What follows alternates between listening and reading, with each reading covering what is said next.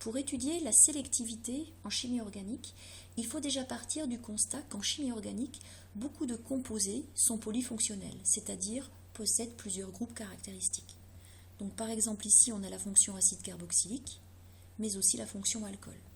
Pour ce deuxième composé, on a la fonction acide carboxylique et la fonction amine. Et pour ce dernier composé, on retrouve la fonction acide carboxylique, la fonction amine, mais aussi une fonction amide. S'il y a plusieurs groupes caractéristiques pour les réactifs, ça veut dire que plusieurs réactions sont possibles. D'où le besoin de gérer et de préparer correctement les étapes d'une synthèse. Par exemple, on souhaite faire réagir la fonction acide carboxylique d'une molécule avec la fonction amine d'une autre espèce afin de créer une liaison C=ONH qu'on appelle plus précisément une liaison peptidique. Mais est-ce possible, sachant que deux groupes, COH et NH2, sont susceptibles de réagir aussi? Oui, sans problème, si la réaction est sélective. Prenons le cas d'un réactif, l'anhydride éthanoïque. Il peut réagir avec la fonction amine, pour donner dans ce cas-là une fonction amide.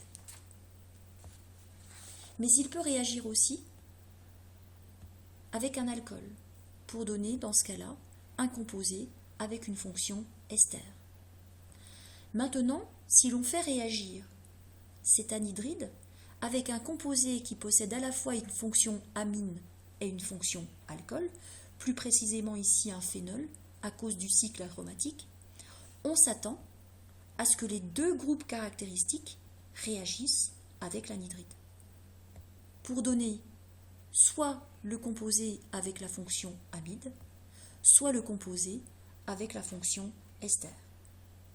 Et bien expérimentalement, on se rend compte qu'il ne se forme que le premier composé, qui correspond d'ailleurs à du paracétamol. Dans ce cas, on dit que la réaction est sélective, car le réactif ne réagit qu'avec la fonction amine. On dit plus précisément que le réactif est chimiosélectif. On peut d'ailleurs l'expliquer par le fait que l'anhydride réagit avec le meilleur site donneur d'électrons, et qui est ici le groupe amine.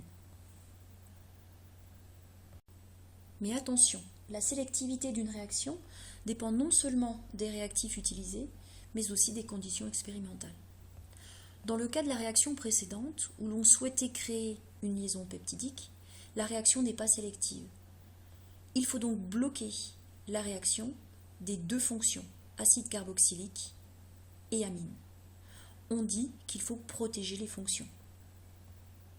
De manière générale, si l'on souhaite transformer une molécule en ne modifiant qu'un groupe caractéristique, eh bien, on ne peut pas réaliser directement la transformation. Parce que si on le réalise, la transformation principale, eh bien, le produit obtenu ne correspondra pas au produit attendu. Il est nécessaire d'effectuer ce qu'on appelle une étape de protection, c'est-à-dire bloquer la fonction caractéristique que l'on ne souhaite pas modifier,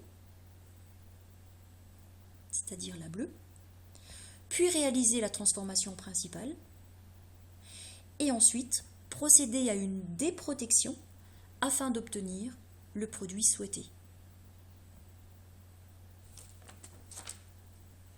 Ainsi, la plupart des synthèses organiques nécessitent des étapes de protection, puis des étapes de déprotection, ce qui n'est pas sans conséquence sur le coût.